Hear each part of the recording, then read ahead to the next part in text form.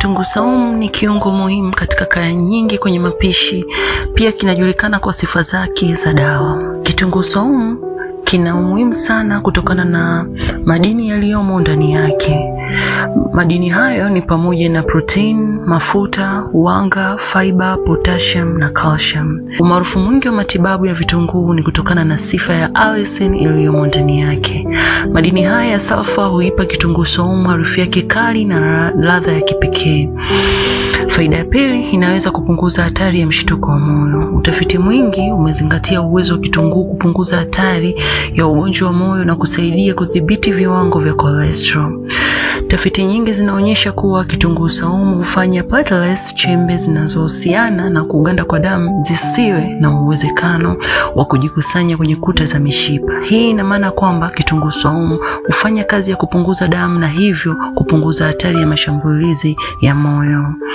Faida ya tatu ya kitunguu saumu, inaweza kuwa na sifa za kuzuia saratani. Mchanganyiko wa sulfur kwenye kitunguu saumu umefanyiwa utafiti wa uwezo wake wa kuzuia seli za saratani na kuzuia uvimbe. Ushahidi mwingi wa vitunguu kuhusiana na saratani ya utumbo mpana, tezi ya kibofu, umio na figo zinafuatiliwa na idadi ndogo tu ya tafiti ukijumuishwa katika masomo.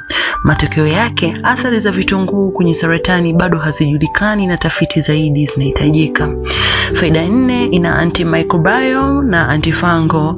Kitunguu saumu kimetumika kwa muda mrefu kama kinga dhidi ya virusi, bakteria na fungus. Kimeitwa penicillin ya Kirusi kwa uwezo wake wa kuzuia kukua kwa bakteria, ambayo tena inahusishwa na kiwango cha allicin. Matatizo fulani ya ngozi kama vile warts, kuumwa na wadudu zinaweza kujitokeza kutokana na mafuta ya kitunguu saumu au kitunguu saumu kibichi kilichopondwa.